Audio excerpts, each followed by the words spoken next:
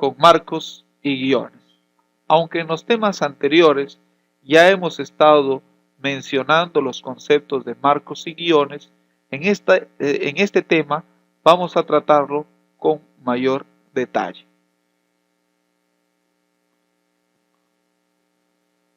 Repasemos la propuesta de Minsky. Minsky propuso los marcos como método de representación del conocimiento y también, por supuesto, del razonamiento, para superar las limitaciones de la lógica a la hora de abordar problemas como la visión artificial, la comprensión del lenguaje natural o el razonamiento basado en el sentido común. Problemas que requieren identificar estructuras complejas de conocimiento que representan una situación conocida. Es a partir de ahí, de estos ejemplos, de estas diferentes situaciones, es que Minsky propone el uso de marcos como método de representación del conocimiento. Al contrario de las reglas o la lógica, los marcos son unidades de almacenamiento suficientemente grandes como para imponer una estructura en el análisis de una situación. Cada marco se caracteriza por un conjunto de campos, también conocidos como slots, que contienen distintas clases de información. Parte de esta información indica cómo usar el marco, es como una especie de metamarco. Otra se refiere a lo que se espera que suceda a continuación. Y otra parte indica qué hacer cuando no se confirman tales expectativas. Un campo puede ser a su vez otro marco. Por ejemplo, un marco casa en el que algunos de sus campos son habitaciones. Cada habitación será a su vez un marco que contendrá campos como cama, nevera, sofá, etc. En su propuesta original, Minsky, más que describir con detalle un método completo, trató de dar ideas y sugerencias. Por ello, del planteamiento original han surgido tantos modelos y tan diferentes entre sí.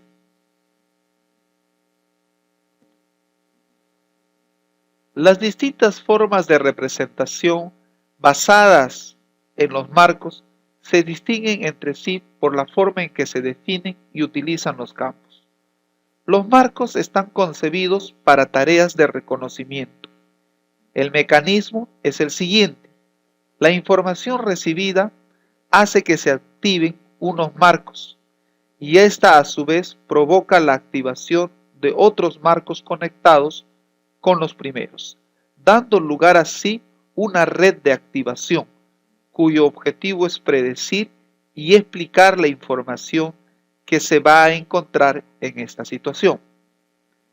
Entonces, básicamente Minsky genera estos marcos, los concibe básicamente como tareas de reconocer, por ejemplo, como reconocer rostros, reconocer voces, etc. Donde el mecanismo es la información recibida que hace que se activen unos marcos y esta a su vez provoca la activación de otros marcos conectados con los primeros y así se forma una cadena o una red de activación con el fin de predecir o el explicar la información que se va a encontrar en esta situación. Este reconocimiento basado en expectativas se denomina a veces reconocimiento descendente. Por ejemplo, si estamos en una casa que no conocemos y encontramos una cama, al coincidir con un campo del marco dormitorio, podemos identificar de qué habitación se trata.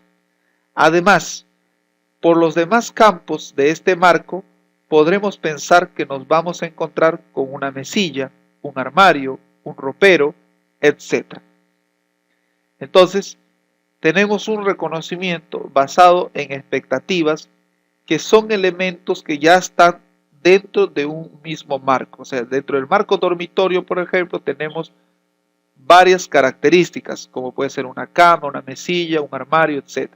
Entonces, si observamos una cama, entonces se concluye o se infiere que está en un dormitorio. Si está en un dormitorio, también encontrará otros objetos.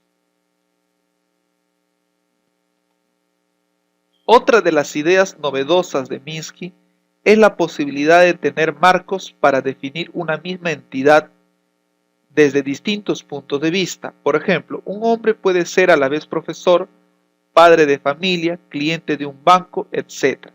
Para cada uno de estos aspectos se definirá un marco con unos campos concretos. El propósito de Minsky consistía en dar sugerencias e ideas más que en concretar los detalles de un cierto tipo de representación.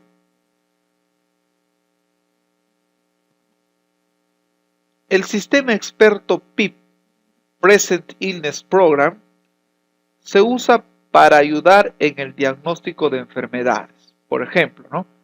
En este sistema, cada enfermedad se representa por un marco, compuesto de los siguientes tipos de campos. Nombre, el cual identifica al marco. Es un tipo D, lo clasifica identificando si es un estado fisiológico, enfermedad, etc. Hallazgo contiene los datos clínicos observados para una enfermedad dada. No debe haber. Reglas de exclusión señalan que dato no debe presentarse en dicha enfermedad. Criterios mayores y menores, parámetros de ponderación de datos clínicos, enlaces con otros marcos de la red, campos puede estar producido por, puede complicarse con, puede producir, diagnóstico diferencial. En un momento dado, un marco puede estar en uno solo de los 4 estados posibles: durmiente, semiactivo, activo o aceptado. Inicialmente todos están durmientes. Tenemos entonces acá una serie de campos que se han utilizado para ayudar en el diagnóstico de enfermedades de este sistema o mediante este sistema experto llamado PIP, Present Illness Program. Así es como los marcos se aplican en diferentes sistemas expertos o sistemas dotados con inteligencia artificial. Un proceso de diagnosis o diagnóstico comienza recogiendo entonces información, y si se encuentra un síntoma se activan todos los marcos caracterizados por ese hallazgo como candidatos. Los marcos relacionados pasan al estado semiactivo. Se genera un espacio de búsqueda limitado, evitando el problema de la explosión incontrolada. Posteriormente, se evalúan las hipótesis generadas para encontrar el marco que mejor se adapte a los datos recogidos. Entonces, el campo es suficiente, puede llevar a un marco como aceptado. El campo no debe haber, puede excluirlo del conjunto de las hipótesis. Si los datos no se aceptan ni se rechaza un diagnóstico, entonces se pondera la evidencia a favor o en contra según los campos, criterios mayores, criterios menores, hasta que la evidencia acumulada supere un cierto umbral. Entonces, el marco correspondiente pasa a considerarse aceptado. Si no se llega a un umbral de aceptación, se pasa a una segunda fase de recolección de información, orientada por el conjunto de hipótesis disponible en los marcos activos, dando lugar así a un proceso cíclico de generación de preguntas y de ponderación de la evidencia hasta llegar a un diagnóstico satisfactorio. Entonces aquí se pide información de los síntomas, se buscan los marcos, se pondera en los campos criterios mayores, criterios menores. Si no hay una evidencia suficiente para emitir un diagnóstico, se pide información hasta que se supere un cierto umbral. Si no se llega a la fase umbral, entonces se genera un proceso cíclico de generación de preguntas y de ponderación de la evidencia. De esa forma, PIP llega a un diagnóstico que se espera sea obviamente satisfactorio. Las ventajas de este sistema experto PIP frente a sistemas de diagnosis basados en árboles de decisión, donde cada nodo representa una pregunta con varias respuestas alternativas, son, en principio, hay una flexibilidad en el diálogo. El usuario puede introducir la información en cualquier orden deseado.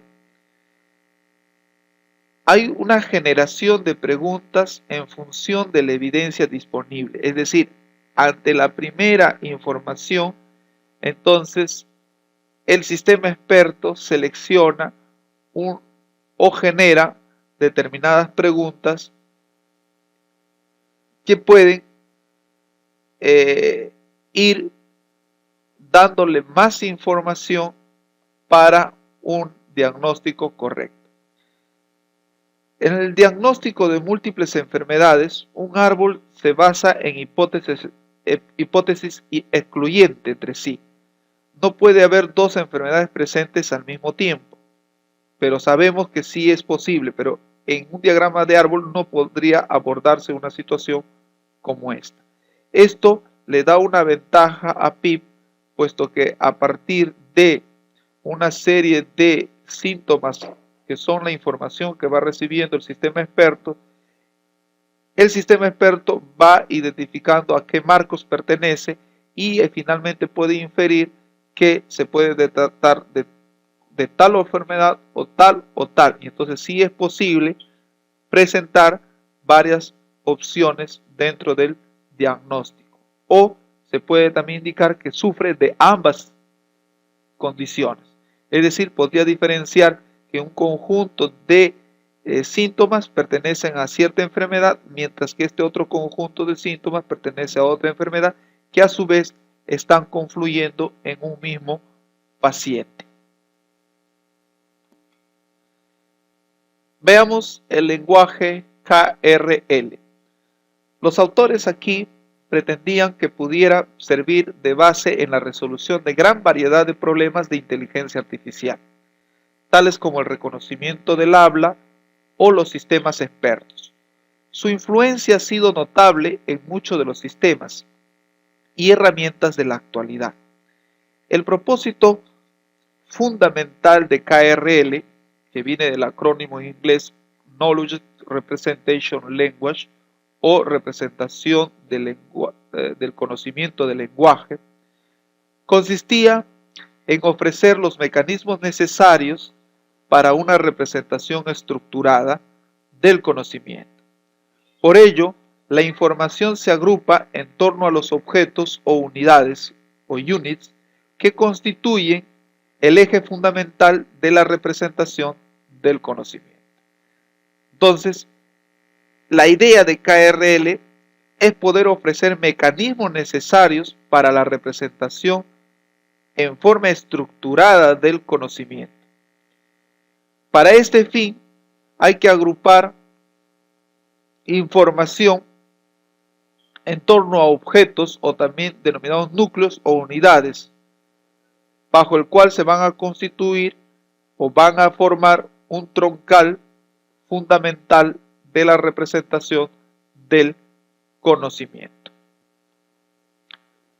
Los campos de unidad pueden tener valores por defecto, que provienen de la herencia de propiedades o bien de la existencia de prototipos, es decir, unidad que en vez de corresponder a un objeto concreto representa un elemento típico de una clase.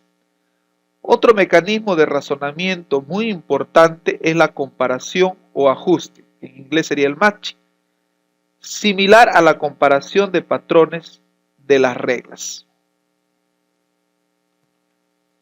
Entre los objetivos básicos de KRL destaca la preocupación por la eficiencia, a costa de perder elegancia desde un punto de vista teórico.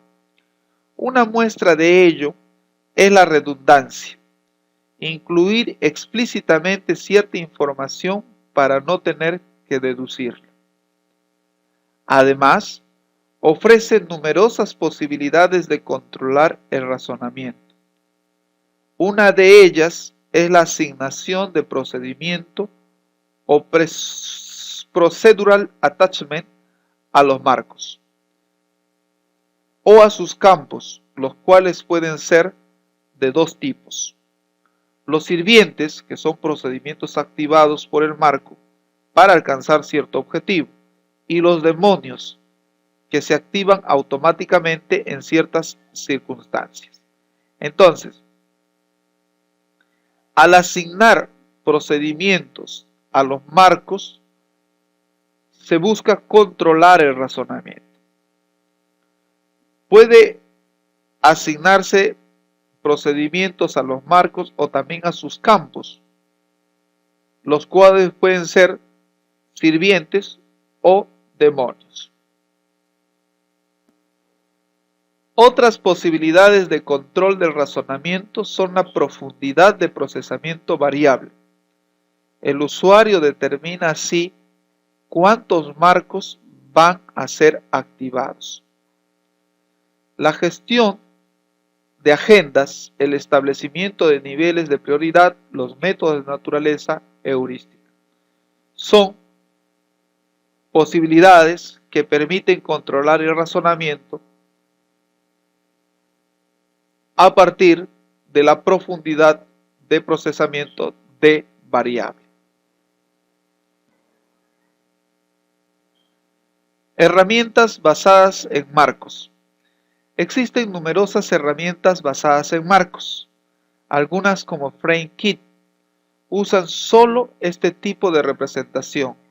Otras, como Art, Key, Goldworks, Nextpair, combinan marcos y reglas.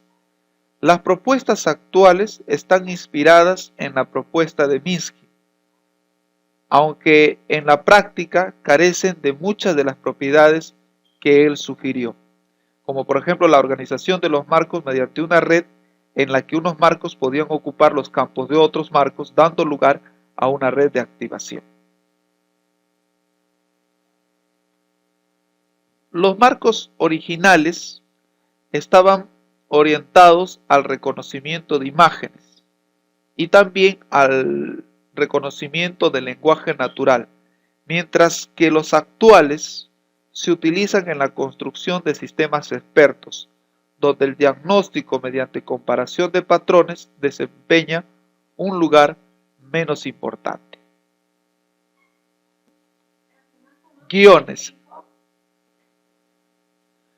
Los guiones, estructura de conocimiento que contiene una secuencia estereotipada de acciones. Se entiende acción en sentido amplio, es decir, incluyendo sus acepciones de conversación, pensamientos, actos de voluntad y sentimientos. Planteamiento del problema. Los guiones surgieron para ampliar las capacidades inferenciales de los grafos de dependencia conceptual en la comprensión del lenguaje natural. Tienen, al igual que los marcos, una estructura suficiente para contener la descripción de situaciones estereotipadas. Una frase necesita analizarse en un contexto. Se diferencian en que la composición de la estructura está predeterminada. Un guión está compuesto por una sucesión de escenas o eventos que describen el devenir esperado de los acontecimientos en una determinada situación. Un marco tiene campos que sirven para reconocer los objetos y un guión tiene escenas que sirven para reconocer situaciones. Por ello, un guión puede considerarse como un tipo particular de marco, con las peculiaridades de que cada campo corresponde a un suceso y de que los campos sucesos forman una secuencia. Representación del conocimiento. Los programas que utilizan guiones almacenan la información correspondiente a las escenas en grafos de dependencia conceptual. Sin embargo, los guiones van más allá de la representación de frases aisladas, ya que enlazan secuencias de acciones.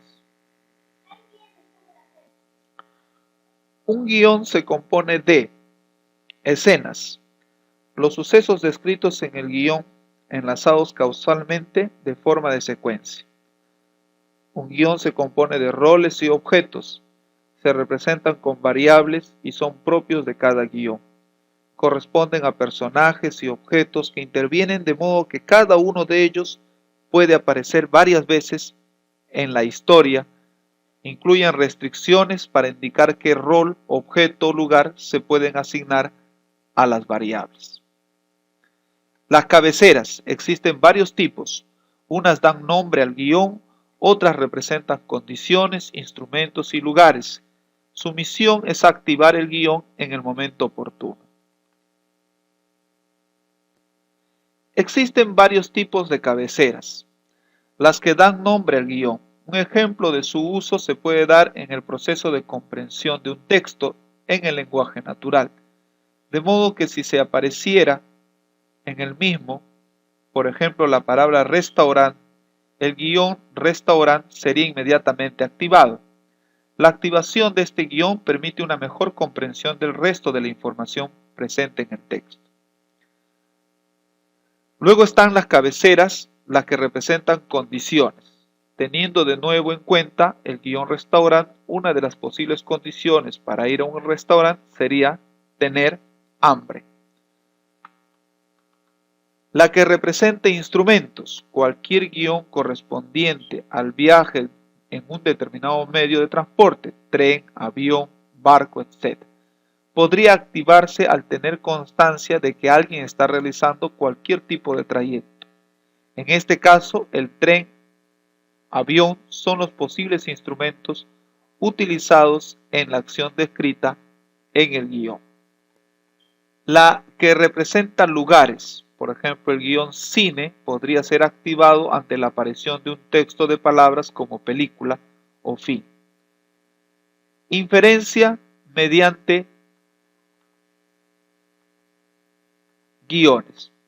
El objetivo del uso de guiones no se limita a la representación del conocimiento, sino que está orientado a la comprensión del lenguaje natural y se utilizan principalmente para la interpretación de textos escritos. Los métodos para comprobar la correcta interpretación de un texto, para comprobar que el sistema ha comprendido el texto, son formulación de preguntas y ver si responde adecuadamente. Pedirle que repita el mismo texto con otras palabras. Eso es parafrasear. En el proceso de inferencia, los pasos son seleccionar el guión que mejor explica la historia que se desea analizar. A través de las cabeceras de los guiones se decide cuál es el que pasa a estar activado. Asignar variables, es decir, identificar los roles, objetos y lugares que intervienen. A partir de ahí, el guión instanciado permite extraer la información que no aparecía explícitamente en la historia escrita. En eso consiste precisamente la inferencia. Finalmente, a partir del guión se extrae toda la información que no se ha podido obtener del texto escrito. La interpretación implica un proceso de reconocimiento que en la práctica se implementa mediante la comparación de patrones. Existen tres métodos básicos de afrontar el problema de la comprensión de textos mediante guiones. Está el método ascendente-descendente y ascendente-descendente. En el método ascendente consiste en analizar palabra por palabra, activando los marcos que mejor explican toda la información que va apareciendo. En el método descendente, selecciona un marco y trata de encajar en él la información. La que se ajusta a las expectativas es asimilada y el resto se ignora. Se usa cuando solo se quiere extraer la información más relevante, pues es más eficiente y robusto. Este método desprecia la información relevante que no se ajuste a las expectativas del guión. Ascendente-descendente aprovecha las ventajas de los dos anteriores. Ventajas, inconvenientes y extensiones. Las ventajas del uso de guiones son: permite leer textos relativamente breves sobre temas concretos, extrayendo información. Al ser una extensión de los grafos de dependencia conceptual, son independientes del idioma. El principal avance que ha aportado los guiones frente a los grafos de dependencia conceptual es el control de inferencias, es decir, permiten integrar información para formar una historia y realizan las inferencias relativas a la cadena causal de sucesos. Sus inconvenientes principales son: rigidez del mecanismo de representación. Cada guión representa una secuencia fija de acciones. Incapacidad de los guiones para compartir información entre ellos. Incapacidad para representar motivaciones e intenciones. Bien, mis estimados estudiantes, hemos culminado el tema 2, marcos y guiones. Hemos hecho una comparación de los marcos, de los guiones y de los grafos que hemos estudiado en temas anteriores. Pues no queda otra que despedirnos por el momento. Estaremos viéndonos a continuación en el tema 3. Hasta entonces, no te olvides seguir estudiando, repasar, ampliar, investigar, indagar. Son cualidades que debes tener para ir aprendiendo bajo la modalidad e-learning. Hasta entonces, nos veremos muy pronto.